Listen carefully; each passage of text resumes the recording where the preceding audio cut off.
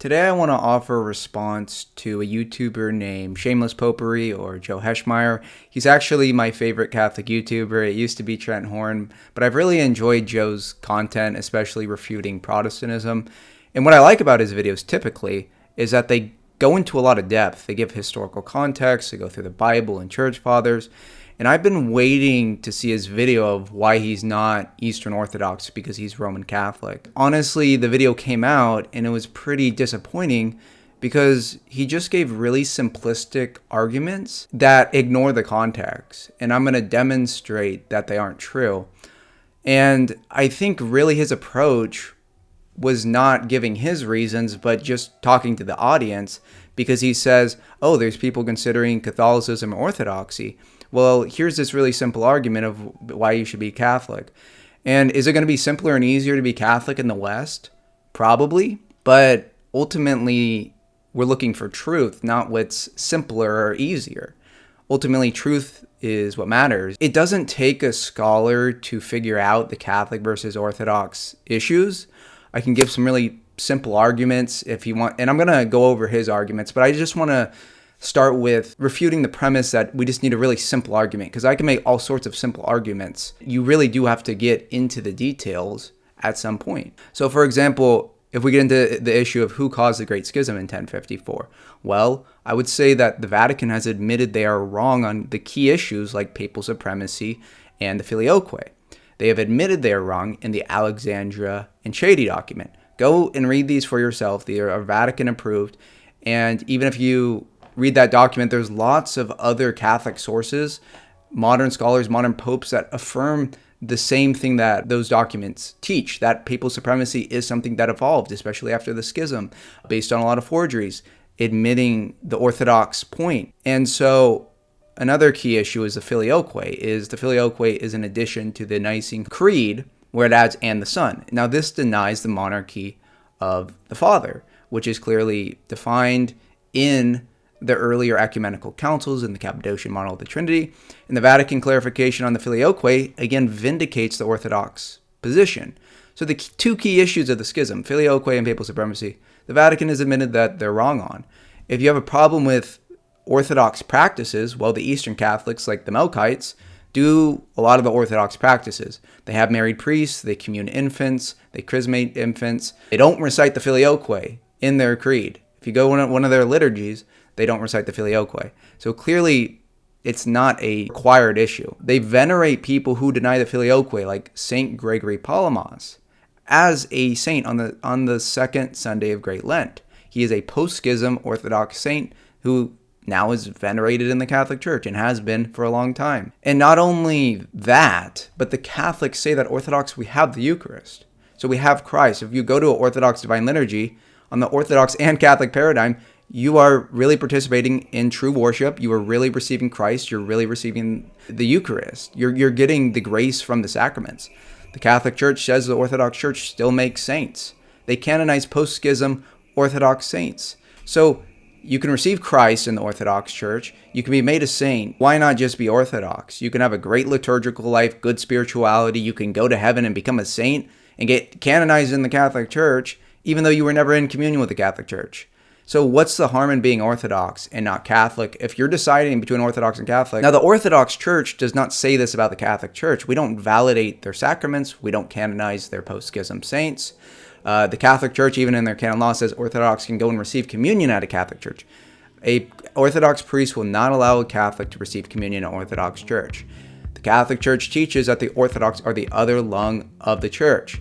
Again, Orthodox don't say any of this back. Just doing a basic Pascal's wager, Orthodox or Catholic, either way, even if Catholicism was true, you can still be a saint in the Orthodox Church. And so this is exactly why I left the Catholic Church, is because I realized there's not even a harm in being Orthodox, even if Catholicism was true. And Catholicism has admitted that they're wrong on these key issues of the Great Schism. You don't have to be a scholar to figure this out. You can read the documents. And there's other simple arguments like reading the pre-1960 Catholic teaching, read the first 1,000 years of church history, the medieval saints, just read the Syllabus of Errors from Pope Pius, compare that with Vatican II and the modern Catholic saints. it's a day and night difference. And I'm sure you've heard these. I've talked about these in my other video. And now I want to get into what he talks about in his video. He says, why be Catholic and not Eastern or Oriental Orthodox? So he tries to establish some principles we can agree on, like we shouldn't self-shepherd. That, we're all sheep. Us as individuals, we can't settle these big theological issues and find a denomination that agrees with us. Oh, how can we figure out the Reformation and the Great Schism? Now, I'd say the Reformation is pretty simple, just basic biblical principles, that if we look at Scripture, it says the church will not defect, that the Holy Spirit will guide the church. The church is a pillar and foundation of truth. So if true Christianity exists, it has to have existed since the start. So that just leaves you with if we want to call them apostolic churches. So Protestantism isn't even an option. On the Great Schism, we can see the Catholic Church has admitted they were wrong.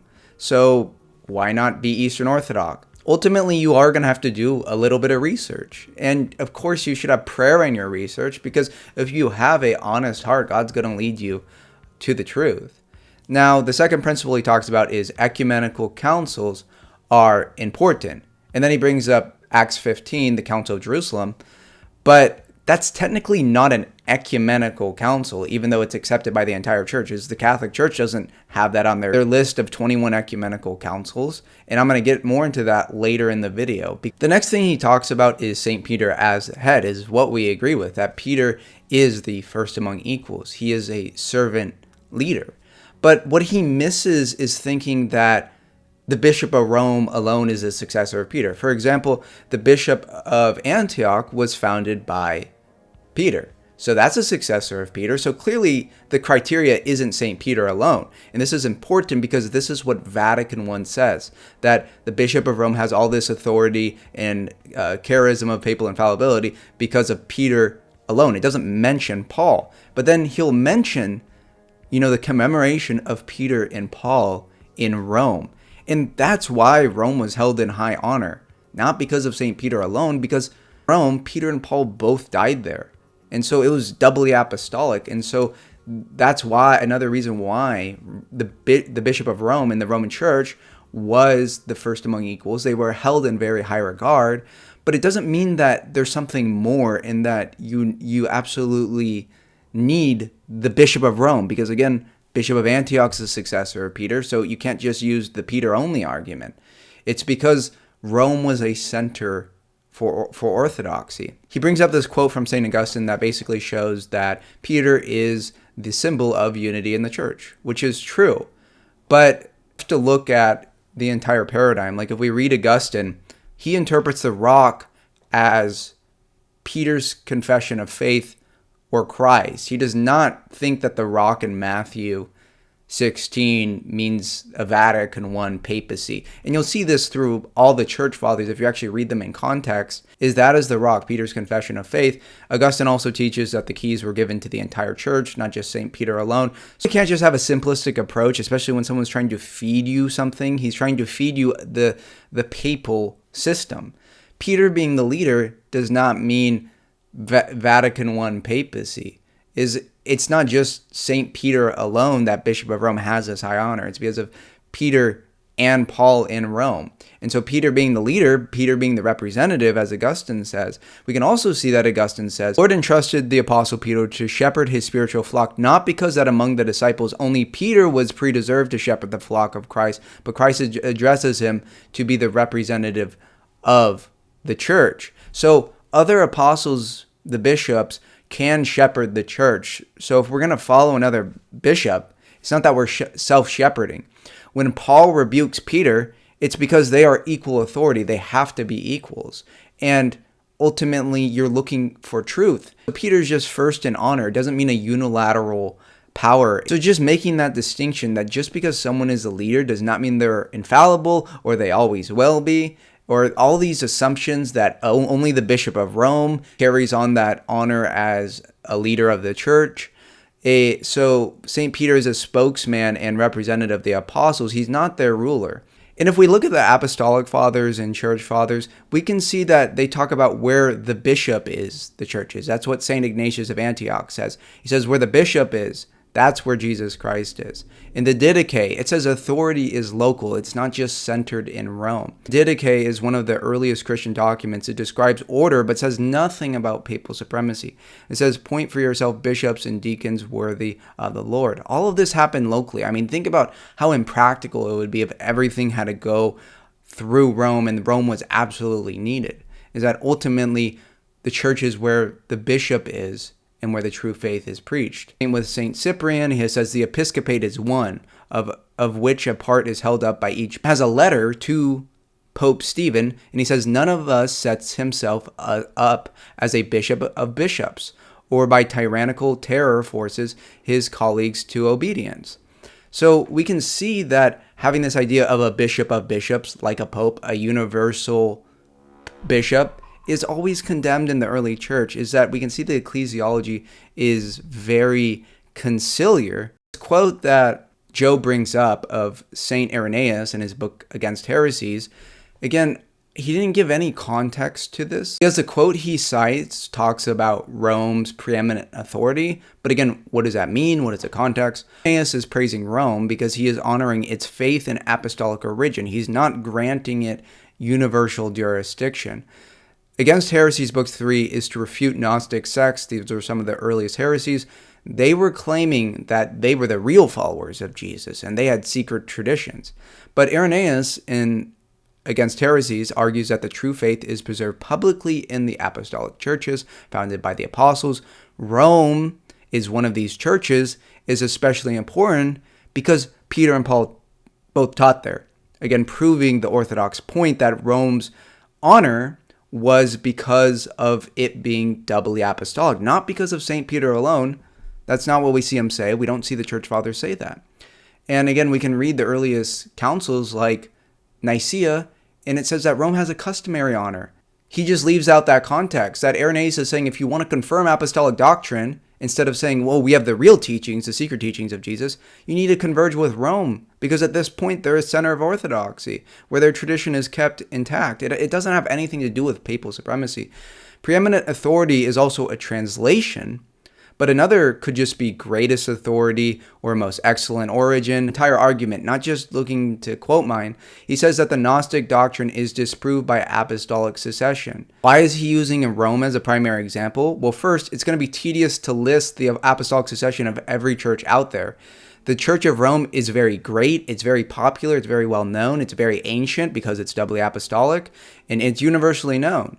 It received the teachings from the two greatest apostles, so of course he's going to cite that church. He recommends other churches like the Church of Smyrna, which received the teaching of the apostles from St. Polycarp, who was a bishop there. He also recommends the Church of Philippi and the Church of Ephesus. The only reason Rome is preeminent is because of its size, popularity, and influence, and who it was founded by. I mean, what other see is doubly apostolic? Is this has a very special authority.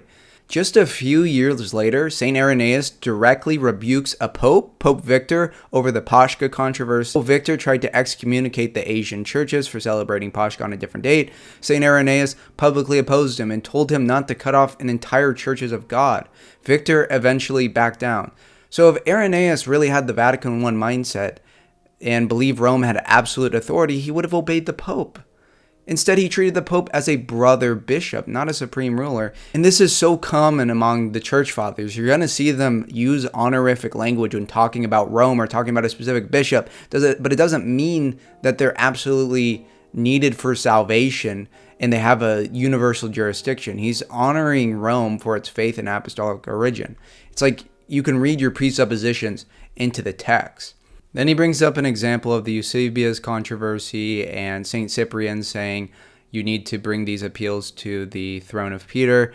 But we can see, again, if we just look at the early church, is that lots of different sees were used as appeal courts. Is you're going to appeal to higher authorities, like if your bishop is bad, you're going to appeal to the patriarch. If your patriarch is bad, you're going to appeal to other patriarch.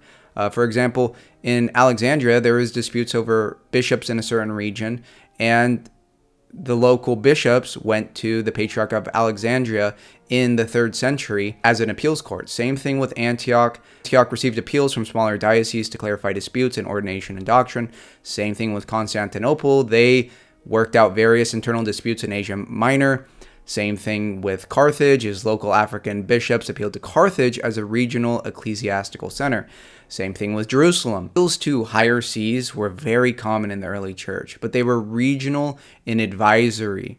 Rome was respected, but this does not mean that they're unique or supreme, because we can see the other ancient sees with patriarchs are used as appeal courts too. Then he brings up this quote from Saint Optatus. Put in the context is that Rome is Orthodox at this time. You use this high language because you're saying, Rome's got it right. They have the true doctrine. And so if you're outside of them at this time, they have true doctrine, then you're outside the bounds of the church.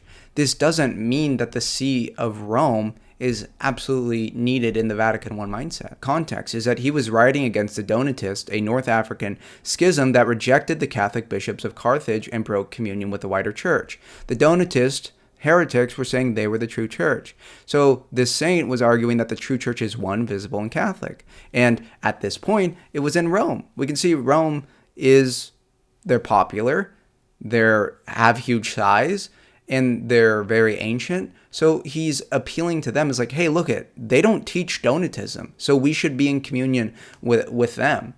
So it's like little o orthodoxy is he is defending orthodoxy at the time, is he's appealing to Rome as an example of apostolic continuity. You can't conflate that with sole supreme authority. Same thing with St. Cyprian. He used honorific language for higher appeal court, a church with a lot of honor, but Cyprian himself also resisted Rome's claims and emphasized conciliar authority and regional autonomy. So after bringing up those quotes without any context, he says, if you reject the early days of the church where they all say to go to Rome, and it's like, that's oversimplifying it. The early days of the church, read Nicaea. It's not Vatican I. Your Vatican-approved documents prove the Orthodox point that the Catholic system is an innovation. And he says, even if you figure that out, are you going to go Eastern Orthodox or Oriental? Then you're going to have to go deep into those issues. But he acts like he didn't just go into the issues. You brought up some quotes on the church fathers. Like, ultimately, we're going to have to bring up evidence to defend our point. And in this case, the evidence you brought up, there's actually more nuance to it. And so, for the Eastern and Oriental, you are going to have to get into the issues. He offered some situations without context. Just accept what I say about these events. And I know he's well-researched and well-studied. And I'm sure that if this video was actually about him, he has reasons that he probably accepts the Council of Chalcedon. So for him, I'm sure it'd be an easy decision to go Eastern Orthodox because we accept Chalcedon, the two natures in Christ. But he's really speaking to his audience. He's saying, if you're considering Catholic or Orthodoxy, what Orthodoxy? Are you going to go Eastern or Orthodoxy? Well, if you're a Protestant looking into these, you're inheriting Chalcedonian theology. So maybe that's a good place to start, as the Eastern Orthodox Church. And the thing is that Oriental and Eastern are very, very similar. We honestly have much more in common, even though we are separate and there are real issues, and union is not possible until those get resolved about Christology. Orientals do not have the liturgical innovation that the Catholic Church does. They reject the filioque, they reject purgatory, they reject papal supremacy. Are much closer to Eastern Orthodox. Like, the difference between Eastern and Oriental is a lot similar when compared to Eastern Orthodox and Roman Catholicism. And the biggest issue dividing Oriental and Eastern Orthodox is the Council of Chalcedon, where it says that Christ has two natures. So the Orientals think that Christ has one divine human nature. And it's really unavoidable to not get into these issues. But if you research these issues, if you pray on it, God's going to lead you if you have a genuine heart. He's going to lead you to the truth. I mean, when I left Catholicism, I was it was stressful. And I researched and I kept praying, and God answered my prayer. So just be patient. So the Oriental position that Christ has one nature, it's human divine, the problem is that it ends up being a third thing. It's not a human nature. It's not a divine nature. It's a divine human nature. And so how can God save us, how can human nature be restored if Christ didn't assume a human nature? He has one nature, a human divine nature. It doesn't make any sense. Who is Christ? We know Christ is a divine person. Jesus has a divine nature. He assumes a human nature so he can be fully God, fully man. If it's one nature, then he's third thing. He's not fully God, fully man. And also, the Bible is very clear that Jesus has two wills, a human will and a divine will. He's one person with two wills because his will is proper to nature. The Bible is clear about this. In John 6:38, it says, "For I have come down from heaven not to do my own will, but the will of him who sent me." So Jesus has two wills, the divine will and the human will. If Jesus only has one nature, then is Jesus created or uncreated? Because if Christ is one nature, then there's no duality in Christ. Then one would have to ask whether he is created or uncreated. If he is created, he is not God. That's human nature. If he is uncreated, then he is not man. If he is both, then he is in two natures, since one nature, will, activity, cannot be created and uncreated at the same time. Even if you're not sure about that particular issue, go and visit a church. Go experience Orthodoxy. And if you're stuck up on this Oriental issue, go watch David Erhani and Craig Trula from Orthodox Christian Theology. They have amazing videos on it. The other thing about Orientals is they aren't truly a universal church because there's very little cross veneration of saints in their church. Versus in Orthodoxy, you will see Greek saints venerated in the Russian church. You will see actually American saints, even canonized, being venerated across the Orthodox world, like Saint or Seraphim Rose, is that he's being venerated in Russia. His writings are held in very high regard. So Orthodoxy is a universal church. The other thing about the Orientals is they do have icons because it's an apostolic practice, but their theology is very underdeveloped when compared to Eastern Orthodoxy. And I think icons are essential to the faith. And if you read Nicaea too, you'll see that the Seventh Ecumenical Council has a very high view of icons, veneration present. And that's much more developed in the East, even more than the Catholic Church. It's like you read that as a Catholic and you're like, wow, I didn't see that in the Catholic Church really. And then he says, even if you figure that out, he brings up another excuse. He says, well, what about the Russia-Constantinople schism? Even though there's tangential levels of schism, and this has always happened in church history, this really doesn't get to the point of if orthodoxy is true or not. And he says, well, how, this is self-shepherding. How are you supposed to figure this out? And the thing is, you don't have to. Ordinary people, just go to your church, go to an Orthodox church, Greek, Russian, OCA, and it gets sorted out with time. Obviously, use discernment and see, if your priest is saying something wrong, just like any at church, use discernment. You can't just turn your brain off. If you become Catholic and you go to your average Catholic church, lots of Catholic churches preach heresy. They do. And if you end up going Catholic like I did, you get into traditional Catholicism because you want to take it seriously, and you see they basically have a different theology than the rest of the Catholic Church. So you're not going to avoid this issue by becoming Catholic. And you'll see evidence of this in church history that these mini schisms have happened all the time, especially over political issues. And the thing is that it's a one-sided schism.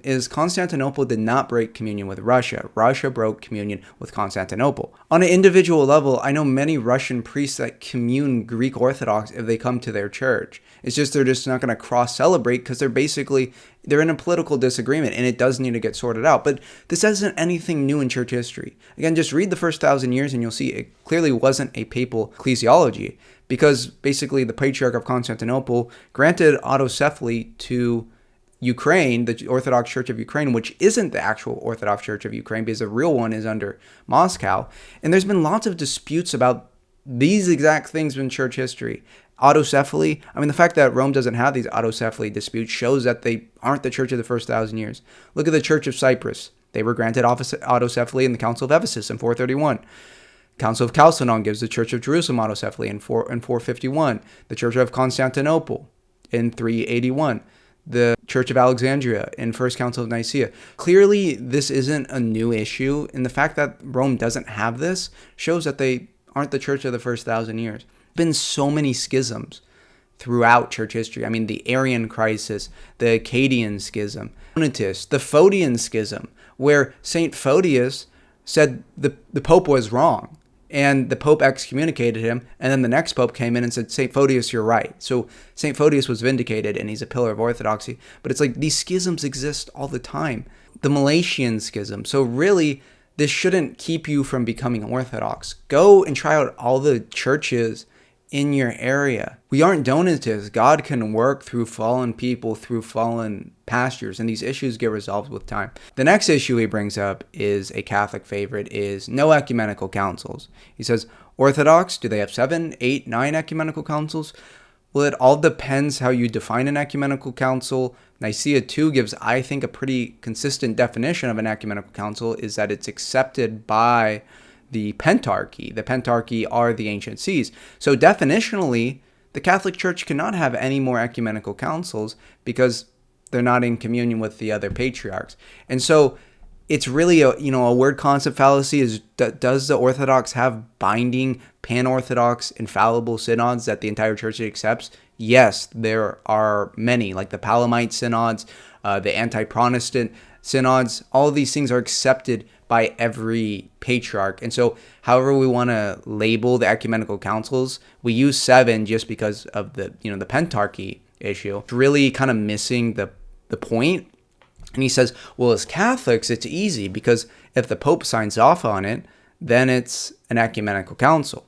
Well, he brought up the Council of Jerusalem in Acts. They don't count that as an ecumenical council. Yet, isn't it an ecumenical council? The Pope Peter signed off on it. Why isn't it counted as an ecumenical council? This is just getting into semantics about definitions. I'm sure he would say that Council of Jerusalem is an ecumenical council, yet it's not counted. The other thing is ecumenical councils are not required to be the church. I mean, definitionally, the church did not have an ecumenical council to the first Council of Nicaea in 325. So from 33 AD to 325, was the church when they didn't have ecumenical councils? Yes, they were still the church. And yes, they still had local synods, because that's how the church is governed. Ecumenical councils, pan-Orthodox synods, are called in times of crisis. The Pope's magic signature doesn't make the council infallible and binding. His simplistic response is, it's simple in Catholicism. If the Pope signs off on it, it's an ecumenical council. In Orthodoxy, we know an ecumenical council, but by what is received by the entire church, that all the patriarchs accept it. They affirm it and they have the same understanding, and it's received by all the patriarchs in the universal church. Makes the most logical sense too, is that Nicaea II isn't just some intellectual thing and something we participate in at the Orthodox Church. As you can see the theology of iconography all around you. All of these councils, you see it in the liturgy. Versus in Catholicism, you don't. Like, often their councils and dogmas are kind of far away. They're just like paper documents that most people aren't even following. And also, what do you do when your ecumenical councils that Pope signed off on contradicts, like Vatican II? And then the trad Catholics are saying, it's a pastoral council. And it's, again, just compare Vatican II with the pre-Vatican II teachings, errors of the modernists. He admits that there are robber councils, and he doesn't apply this consistently, I think, when he's talking about the Council of Florence, is he doesn't even steelman the Orthodox position on the Council of Florence.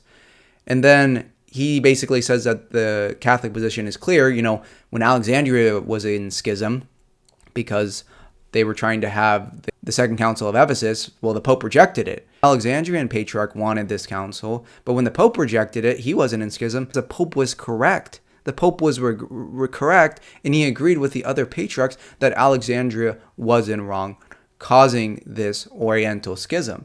So it's not, you're attributing it to the wrong thing. It's because the Pope was right and in agreement with the other patriarchs, and the Alexandrian Patriarch was wrong. He brings up the Council of Florence. It has the Pope's signature, so it's very clear. And so why don't the Orthodox accept it? Well, there have been many robber councils in church history. For example, before Nicaea II, there was a Council of Hiera, which had 338 bishops. And it was in 754. And then they had Nicaea II in 787. Only had 308 bishops. Now, the Second Council of Nicaea was eventually accepted as a true ecumenical council because it was received by the church, because Council of Hiera was a robber council. And then he talks about the Council of Florence. He says there was 700 Eastern Orthodox delegates. But what is the context of this?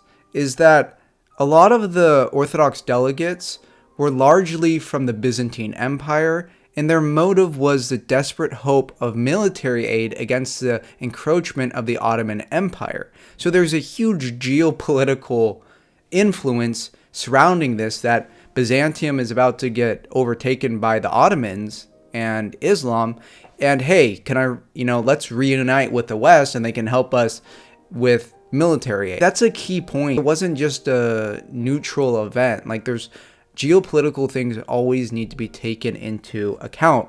And also, of these delegates, 700 sounds like a lot, only Mark of Ephesus refused to sign the reunion.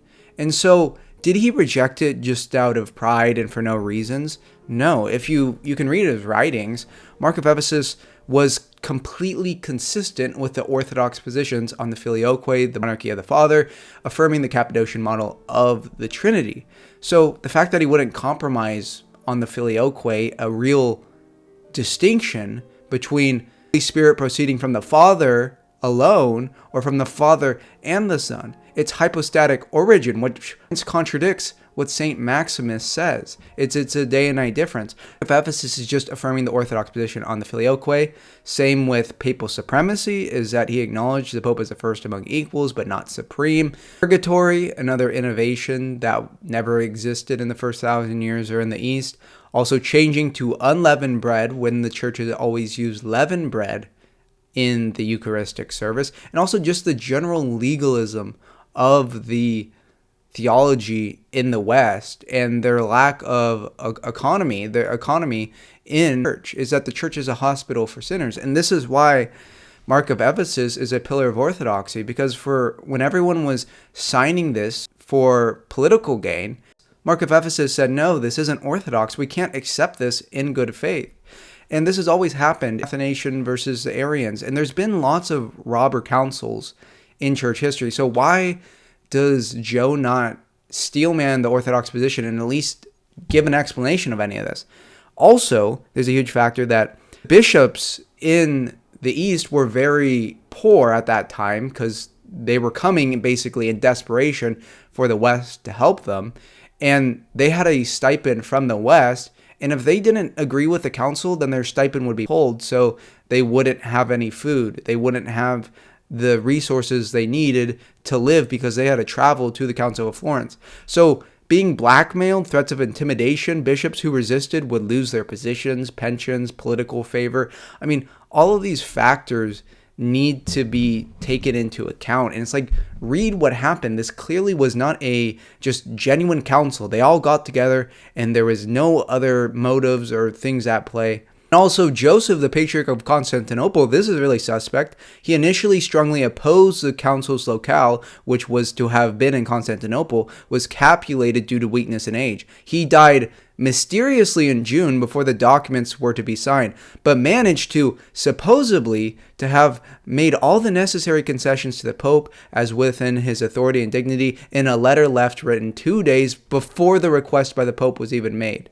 To the other afflictions which the Orthodox delegation suffered in Florence were added the death of Patriarch Joseph. The Patriarch was found dead in his room. So clearly this isn't just like some good faith normal council. There's like a lot of stuff going on and people are dying, people are being blackmailed. Clearly a robber council, and why does he not steelman it?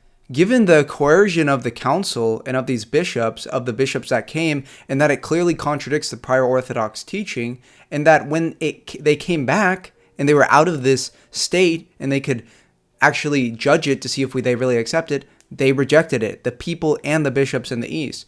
It wasn't received by the body of believers. It's just because someone signs off. There's robber councils like the Council of Hera. It doesn't mean that it's automatically a magic ecumenical council. It takes reception of the church, and clearly it was not received. Clearly it was a robber council. He ends the video by saying, reunion will happen when East accepts the leadership of the Bishop of Rome. But why? He only established that Peter was the leader. The successor of Peter is also the Bishop of Antioch. So, okay, we have Antioch. So we have Peter. There's nothing special about the Bishop of Rome. Actually, Scripture says that the Roman Church can be cut off like any other branch. So given all of these reasons and the simplistic arguments, these aren't good reasons to be Catholic over Orthodox.